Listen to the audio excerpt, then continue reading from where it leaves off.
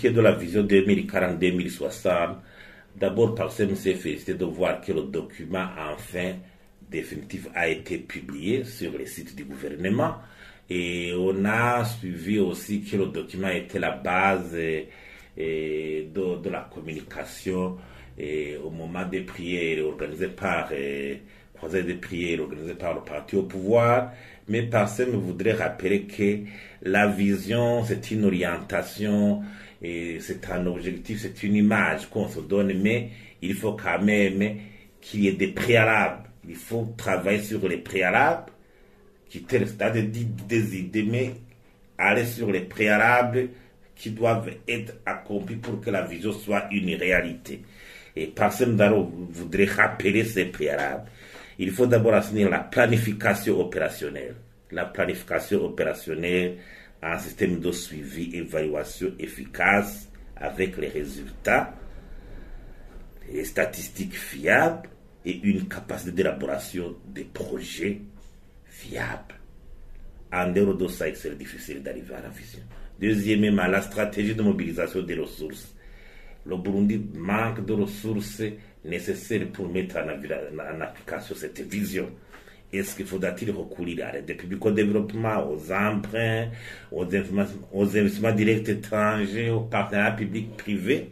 Il faut une stratégie de mobilisation des ressources pour mettre en application la vision. Aussi, il faut une bonne mobilisation des ressources humaines, les experts, l'expertise nécessaire pour mettre en application la vision.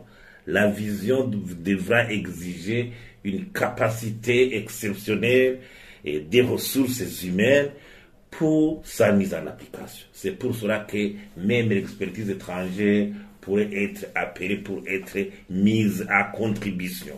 La gouvernance budgétaire, il faudra assainir la bonne gestion des finances publiques, la transparence, la participation du public dans la gestion budgétaire, aussi ouvrir le chemin des réformes à partir de ces évaluations pertinentes qui viennent d'être opérées, notamment l'évaluation PIEFA. Il faudra aussi renforcer l'efficacité institutionnelle, notamment avec ces trois piliers, l'administration centrale, la justice, la police. Comment ces trois piliers des institutions pourront être efficaces pour faciliter la mise en application de la vision. Il faudra aussi une lutte contre la corruption, sans merci. La corruption actuellement mine au secteur public, quitte à ce que paralyse même les énergies nécessaires pour booster la croissance économique.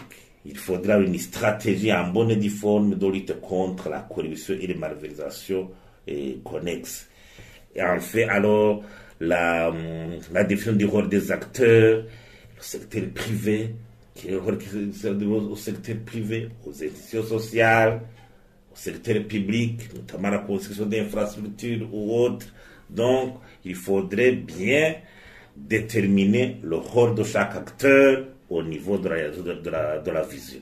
Sans oublier alors la cohésion nationale qui reste d'abord qui reste le gage essentiel pour cette mise en application. Parce que si le Burundi continue à naviguer dans l'instabilité politique, et les élections mal organisées, c'était des tensions politiques, des chicaneries politiques entre les acteurs politiques, cela pourra justement ankyloser tous les efforts de développement vers cette vision.